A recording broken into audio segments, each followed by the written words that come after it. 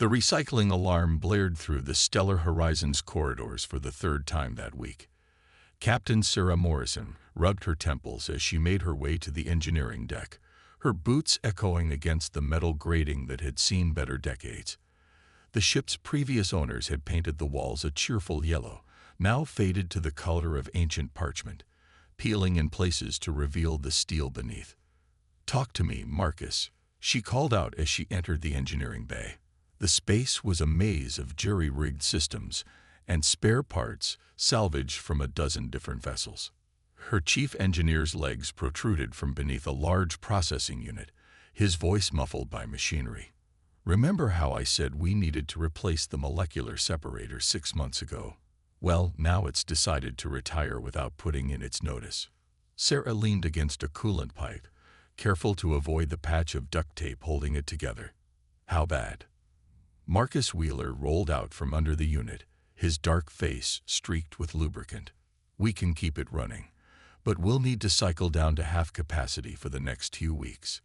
Which means we can only take half our usual cargo load." Sarah finished, doing the mental calculations. Half cargo meant half pay, and half pay meant they'd barely break even on their next run to the outer colonies. The Stellar Horizon was one of 5 ships in their small independent fleet, all of them decommissioned cargo haulers that the military had sold off when newer, more efficient vessels came online. Sarah had served 15 years in the Earth Defense Force before buying these ships at auction, seeing potential where others saw scrap metal.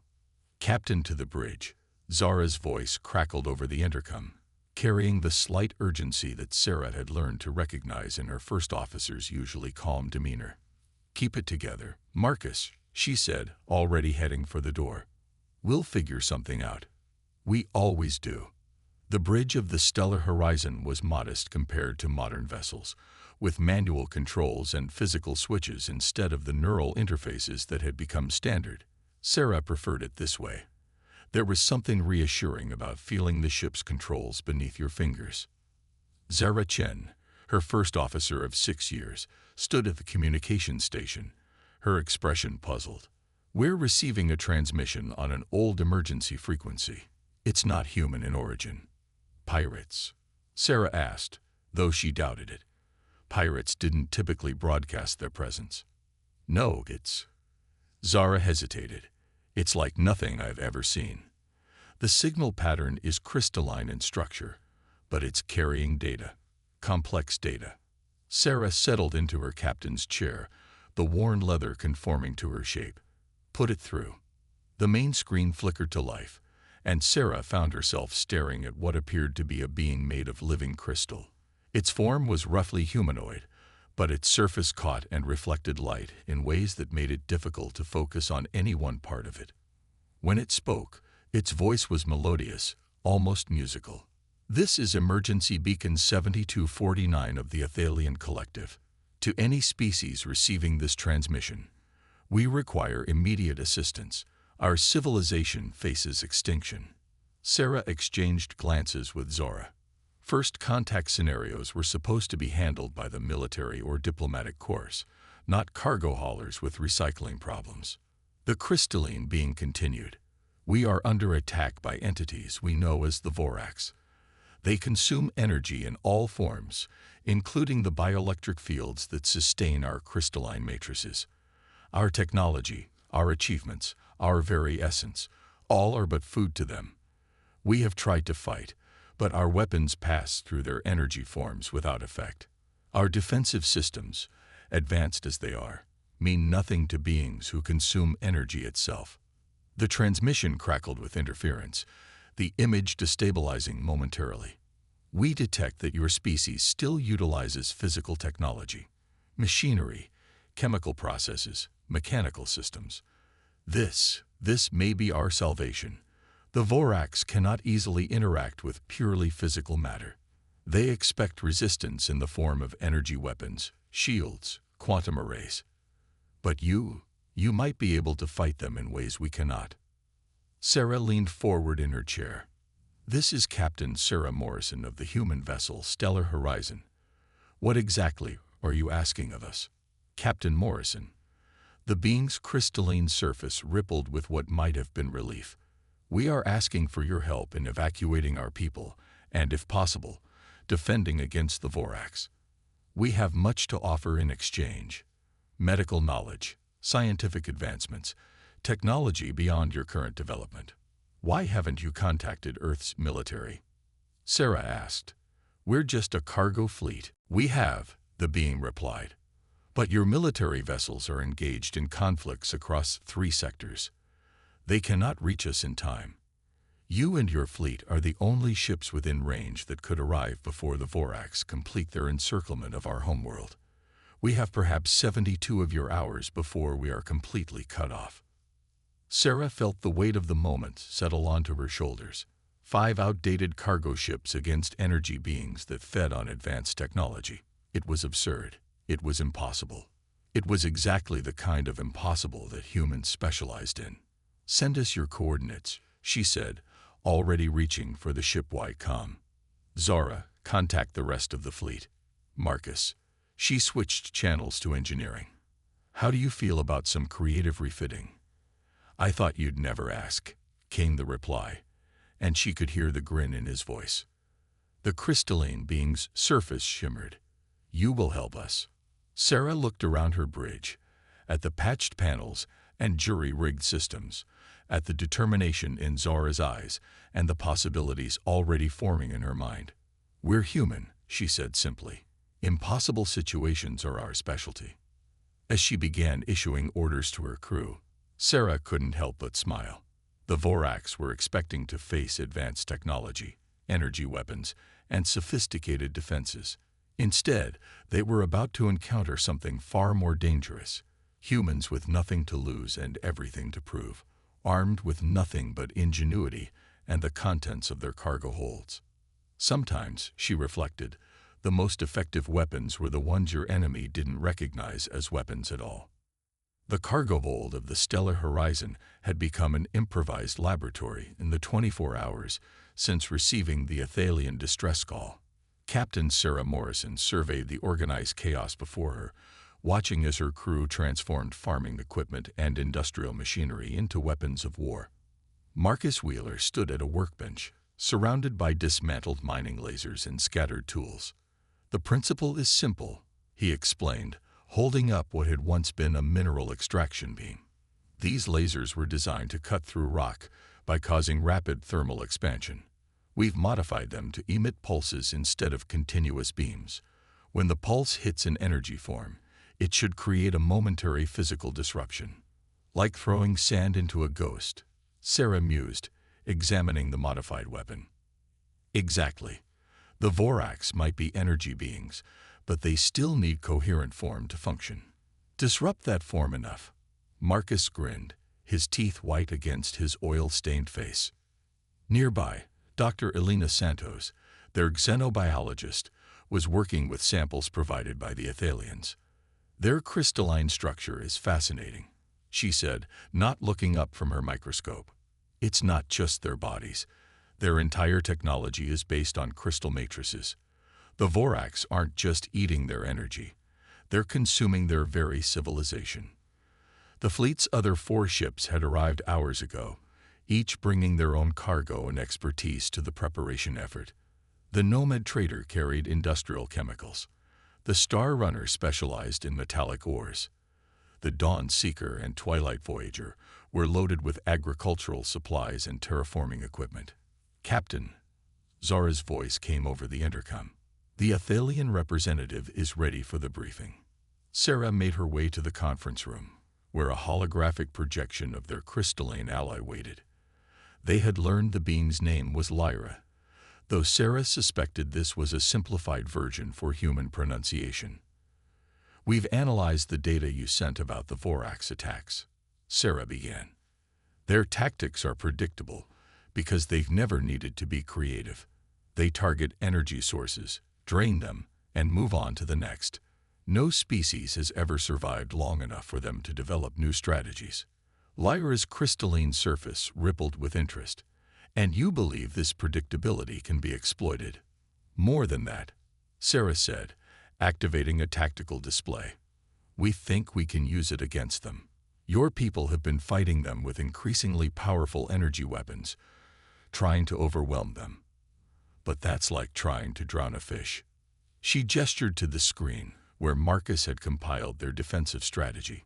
Instead, we're going to fight them with dust, chemicals, and mechanical forces, things their energy forms can't simply absorb. The Dawn Seeker's captain, James Chen, spoke up from his video feed. We've modified our atmospheric processors to release clouds of metallic particles. The Vorax will have to either avoid these clouds or risk physical disruption trying to pass through them. The Star Runner's mining drones have been reprogrammed for combat, added Captain Yuki Tanaka. They're simple machines, barely more sophisticated than the tools humans used centuries ago. The Vorax won't be able to drain them because there's almost no energy to take. Sarah watched Lyra's reaction carefully. The Athalian surface had taken on a deeper hue, which they had learned indicated intense concentration. Your solutions are primitive, Lyra said finally. And yet, perhaps that is exactly why they might succeed. We have become so accustomed to solving problems with advanced technology that we forgot simpler answers might exist. Humanity's greatest strength isn't our technology, Sarah said. It's our ability to work with what we have, to find solutions where others see only limitations. A warning light flashed on the tactical display. Long-range sensors had detected Vorax scout ships entering the system. They were running out of time. All ships, battle stations, Sarah ordered. Begin final modifications and prepare for combat deployment. We launch in 6 hours. As her crew scrambled to their positions, Sarah felt a familiar tension in her shoulders. They were about to face an enemy that had never known defeat, armed with nothing but retrofitted cargo equipment and human determination. The odds were impossible. But then, humans had a long history of beating impossible odds. In the cargo hold, Marcus was already organizing teams to distribute the modified weapons. Dr. Santos was packaging her crystalline research, discoveries that might prove crucial in protecting their Athalian allies. On the bridge, Zora was coordinating with the other ships, synchronizing their unorthodox battle plans. Sarah touched the worn captain's insignia on her collar, a habit from her military days. The Vorax were about to learn what every force that had underestimated humanity eventually discovered. Sometimes the most dangerous opponent isn't the one with the most advanced weapons, but the one with the courage and creativity to use whatever weapons they have in ways that were never intended. As she watched her crew transform their cargo ships into warships, Sarah smiled. The Vorax were expecting to face another technologically advanced civilization. Instead, they were about to encounter humanity's most powerful weapon, the ability to turn absolutely anything into a tool of survival. The battle for the Athalian homeworld was about to begin, and humanity's weakest ships were about to remind the galaxy why humans had survived every challenge they'd ever faced, not because they were the strongest, but because they refused to accept that anything was truly impossible. The Vorax emerged from hyperspace like living auroras, their energy forms rippling with colors that human eyes were never meant to process. Sarah Morrison watched from the Stellar Horizons bridge as the enemy fleet approached, their vessels more like contained lightning storms than traditional ships. 5 contact points, Zara reported, her fingers dancing across the tactical display. Configuration matches the Athalian data. They're moving to surround us. Sarah nodded, keeping her expression calm despite the tension knotting her stomach. Send the signal to the fleet. Operation Sandstorm begins now. The 5 human cargo ships had positioned themselves in a loose pentagon formation around a cluster of Athalian refugee vessels. The Vorax would be expecting the crystalline ships to be their primary targets, energy-rich prizes ripe for consumption. They weren't paying much attention to the primitive human vessels.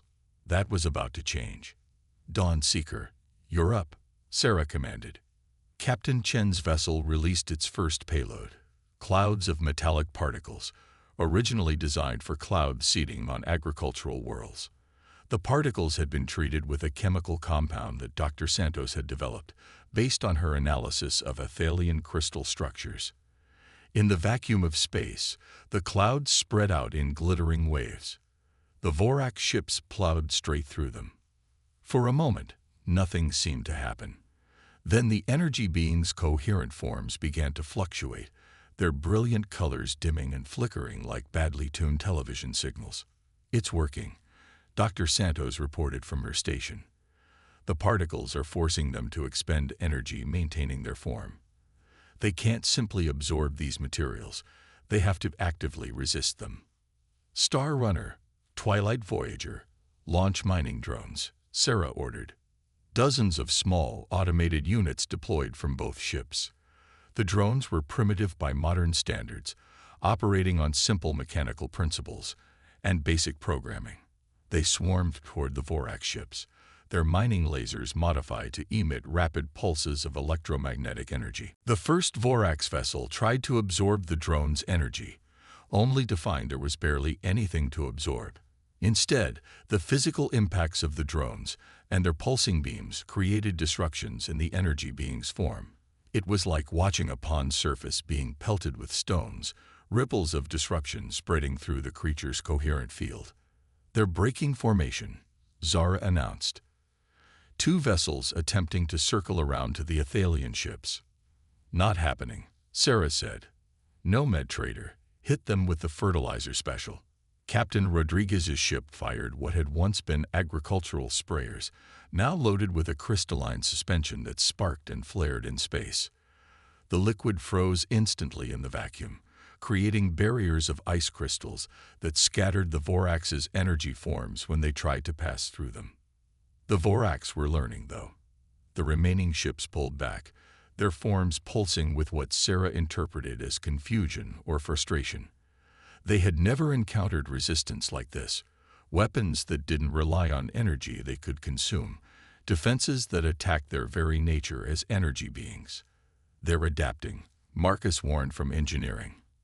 "Energy readings suggest they're trying to modify their forms to pass through our particles." "Good," Sarah said, allowing herself a small smile. "That means they're using more energy than they're gaining." "Stellar Horizon, prepare main cargo bay doors. Time to show them our surprise." The massive doors on the Stellar Horizon's forward section opened slowly, revealing what had once been industrial mining equipment. The device looked like a mess of pipes and processors, but Sarah knew better. Marcus had outdone himself with this one. "Fire the resonance cannon," she ordered. The device activated, sending out waves of mechanical vibration through space. The waves weren't energy-based. They were physical disturbances in space-time itself, created by rapidly oscillating masses. To the Vorax, it was like being caught in an earthquake that affected their very substance. The nearest energy being's form destabilized completely, its coherent field collapsing into random energy dispersal. The others reeled back, their brilliant colors dulling to confused swirls. "They're retreating," Zora reported, triumph in her voice. "All Vorax vessels are falling back to regroup." Sarah didn't relax. This was only the first engagement, and the Vorax would return with new tactics. But they'd proven something crucial. Humanity's primitive technology, combined with innovation and determination, could hurt these supposedly invincible beings. "All ships, maintain formation," she ordered. "Begin recharging the resonance cannon and prepare for their counterattack." Dr. Santos analyzed their retreat pattern. "I want to know everything about how they react to physical disruption." As she watched the Vorax fleet withdraw, Sarah thought about humanity's history. Every time they'd faced a superior force, they'd found ways to turn their limitations into advantages. The Vorax thought themselves invincible because they could consume any energy weapon used against them. But they'd never faced an enemy who would attack them with ice crystals and mining drones, who would turn farming equipment into weapons and cargo ships into warships. They'd never faced humans. The battle was far from over, but they'd struck the first blow. More importantly, they'd shown the Vorax something they'd never experienced before. Fear. Fear of an enemy they couldn't simply consume, who fought in ways they couldn't predict or counter. "Status report from the Athalian ships," Zora said. "There, They're cheering for us, Captain. Their crystalline harmonics are creating quite a light show. Sarah smiled. Tell them to save the celebration. We've won the first round, but the real fight is still ahead. The Vorax will be back, and next time they won't underestimate us. She looked at her tactical display, already planning their next move. The Vorax would return with new tactics, but that was fine. Humanity had survived and thrived by being more creative, more adaptable, and more stubborn than any force that tried to destroy them. Let the Vorax come. Humanity's weakest ships had more surprises waiting for them. The Athalian homeworld glowed like a jewel in space, its crystalline cities refracting starlight in dazzling patterns. But Sarah Morrison had no time to admire the view. The Vorax had returned, just as she predicted, and they'd learned from their first defeat. Multiple contact points, Zara announced, her voice tight. They're moving in a dispersed pattern, trying to avoid presenting concentrated targets for the resonance cannon. Clever, Sarah muttered. Through the view screen, she could see the Vorax approaching like a net of living lightning, spreading thin enough that no single weapon could disrupt their entire formation. But predictable. Execute pattern Delta. The 5 human ships broke formation, each activating their modified cargo systems in sequence. The Dawn Seeker and Twilight Voyager released their clouds of metallic particles, but this time in concentrated streams rather than widespread clouds. The Star Runner's mining drones moved in tight squadrons, their formation mimicking the Vorax's dispersal pattern. They're attempting to penetrate the defensive line, Captain Chen reported from the Dawn Seeker. These beings learn fast. Sarah watched as the Vorax wove through their defenses with new precision, dodging the worst concentrations of disruptive particles. They'd adapted to humanity's initial tactics, just as she'd expected, just as she planned for. Now, she ordered. The Nomad Trader activated its newest weapon, what had once been water purification systems, now repurposed to create sheets of rapidly expanding ice crystals in space. The crystals formed geometric patterns based on Athalian mathematics, designs that Dr. Santos had discovered were particularly disruptive to energy-based beings. 2 Vorax ships were caught in the crystalline web. Their energy forms fluctuated wildly as they tried to phase through the structures, but the geometric patterns forced them to expend more and more energy maintaining coherence. But the victory was short-lived. The remaining Vorax had noticed something about the human ships, something Sarah had hoped they wouldn't realize so quickly. Captain, Marcus called from engineering. They're targeting our mechanical systems directly. These energy beings, they're learning to interface with our technology. Sarah gritted her teeth as the stellar horizon shuddered. A Vorax had attached itself to their hull, its energy form seeping into the ship's systems. Warning lights flashed across every console as the being attempted to overload their mechanical components. Reroute power through the backup systems, she ordered, just like we planned. Marcus's voice was strained but triumphant. Trap is set, Captain. The Vorax thought it was disabling their ship. Instead, it was following a carefully prepared path through their systems, one that led directly to what had once been the ship's waste reclamation plant. Now it was something else entirely. Initiate Protocol Thunderjar, Sarah commanded.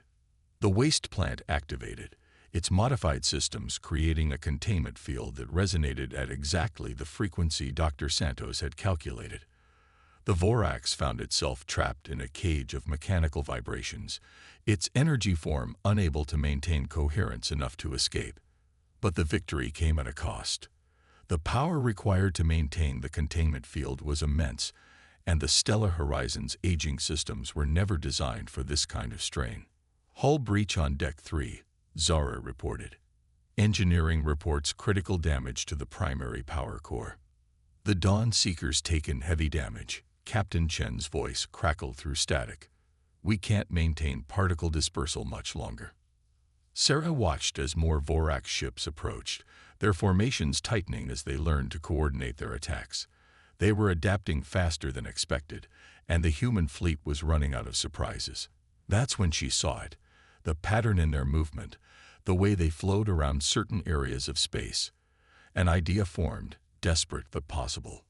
"All ships, execute maneuver Omega," she ordered. "Prepare to vent your cargo holds on my mark."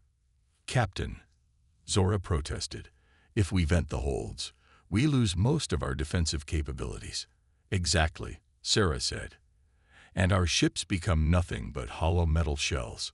She opened a channel to all vessels. "The Vorax adapt quickly, but they have one critical weakness. They can't help trying to consume energy-rich targets, so let's give them one they can't resist." The human ships moved into position, creating a corridor that led directly to the Athalian evacuation ships. It looked like their defensive line was breaking, their formation collapsing under the Vorax assault. The energy beings surged forward, eager to reach the crystalline vessels beyond. "Now," Sarah ordered.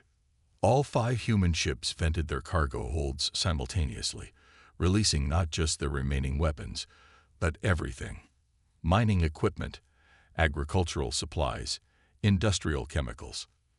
In the vacuum of space, the materials collided and combined in ways they were never meant to, creating a chaotic maelstrom of physical matter.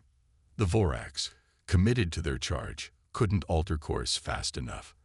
They plowed into the debris field just as the stellar horizon's containment field failed, releasing its trapped Vorax. The beam's destabilized energy form cascaded through the debris cloud, creating a chain reaction that rippled through the enemy fleet. For a moment, space itself seemed to shimmer and distort.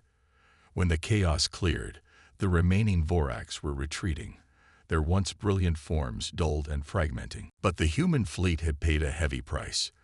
The Dawn Seeker's engines were dead, the Star Runner was venting atmosphere from multiple breaches, and the Stellar Horizon systems were failing across all decks. "Status report," Sarah called out, helping Zara back to her station after the last impact. "The Athalian ships are clear," her first officer reported. "They're proceeding to their designated sanctuary coordinates. The Vorax fleet is in full retreat, with multiple units showing critical instability." Sarah nodded, watching as emergency crews battled fires across her ship. They'd won, but the victory had cost them nearly everything. Their cargo ships, already held together by patches and determination, had been pushed far beyond their limits. Yet as she looked at her crew, tired, injured, but unbowed, she saw not defeat but triumph. They'd faced an enemy that consumed advanced civilizations for breakfast, and they'd won with nothing but cargo ships and human ingenuity. "Send word to the Athalian ships," she ordered. "Tell them." She paused, looking at the damage reports streaming in, at the sacrifices made and the victory earned. "Tell them this is how humanity makes friends, by standing with them when everyone else runs away."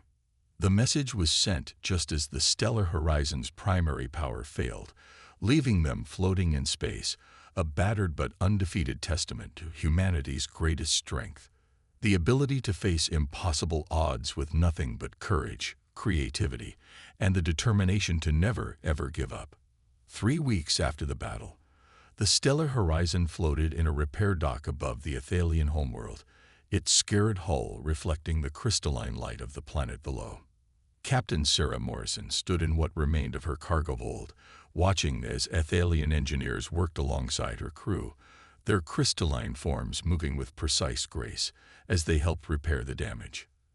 "They still don't quite understand how we won," Zora said, joining her captain at the observation window. "The Athalian Science Council has spent days analyzing our weapons, trying to find some advanced technology they missed." Sarah smiled, watching an Athalian engineer's bewildered expression as Marcus explained how they turned a fertilizer sprayer into an energy disruption weapon. "Sometimes the simplest solutions are the hardest to see, especially when you're used to solving everything with advanced technology." The past weeks had brought dramatic changes. The Vorax, their reputation for invincibility shattered, had withdrawn from Athalian space entirely. More significantly, they'd begun avoiding contact with other species, particularly those that showed signs of primitive technology. The galaxy's most feared predators had learned a harsh lesson about underestimating seemingly weaker civilizations. "Captain," Dr. Santos called from across the hold. She was working with a group of Athalian scientists, their crystalline forms clustering around a holographic display. "You need to see this." The display showed the aftermath of their improvised weapons. The combination of physical disruption and geometric crystalline patterns hadn't just driven the Vorax away. It had fundamentally altered their energy matrices. They could no longer maintain stable forms in areas where these patterns were present. "We've already begun implementing the defense system across our territories," Lyra said, her crystalline form shimmering with excitement. "By combining your mechanical ingenuity with our crystalline technology, we can create safe zones where the Vorax cannot exist in their coherent state." But the greatest changes had come in the relationship between humans and Athalians. The crystalline beings had discovered that humanity's primitive technology could be combined with their advanced science in ways neither species had imagined. Simple mechanical principles, when applied through crystalline matrices, created effects that defied conventional physics. "The Earth Defense Force is sending diplomatic vessels," Zara reported, checking her tablet, "along with engineering teams to study the hybrid technology we've developed." Sarah nodded, touching a newly repaired panel on the wall. The metal surface was now infused with Athalian crystals, making it stronger and more resilient than pure steel could ever be. "And what about our fleet?" "The Athalians have offered to upgrade all 5 ships," Zara said, grinning. "Though they want to preserve most of our primitive systems. Apparently, they've developed quite an appreciation for human engineering." Indeed, Sarah had noticed more and more Athalian ships incorporating mechanical components into their crystalline vessels. They'd learned that pure energy wasn't always the answer.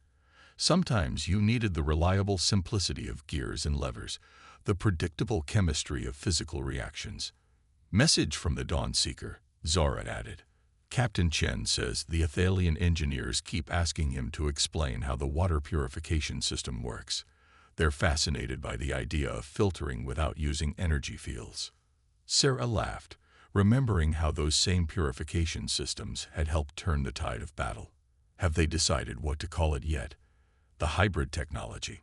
They're calling it Morrison-class engineering in your honor," Zara said, though Marcus keeps insisting it should be called human improvisation technology. A group of Athalian students floated past, their crystalline forms bright with excitement as they studied the cargo ship systems. In the weeks since the battle, the stellar horizon had become something of a living museum, a testament to how apparent weakness could become strength, how limitations could spark innovation. "The Athalian Council has formally requested that our fleet remain in their space," Zara continued. "They want us to help train their engineers in, what did they call it? The art of primitive innovation." Sarah watched as Marcus demonstrated the principles of mechanical advantage to his crystalline audience, using nothing but a wrench and a length of pipe. The Athalians were recording every detail, their forms flickering with amazement at the elegant simplicity of it all. "You know what this means," Zara said softly. "We'll never be just cargo haulers again." Sarah touched the captain's insignia on her collar, thinking of how far they'd come from those days of hauling fertilizer to outer colonies. Maybe that's the real lesson here. There's no such thing as just anything. Every tool, every ship, every being has potential beyond its original purpose. You just have to be creative enough to see it. Through the viewport, she could see the other ships of their fleet, all undergoing similar transformations.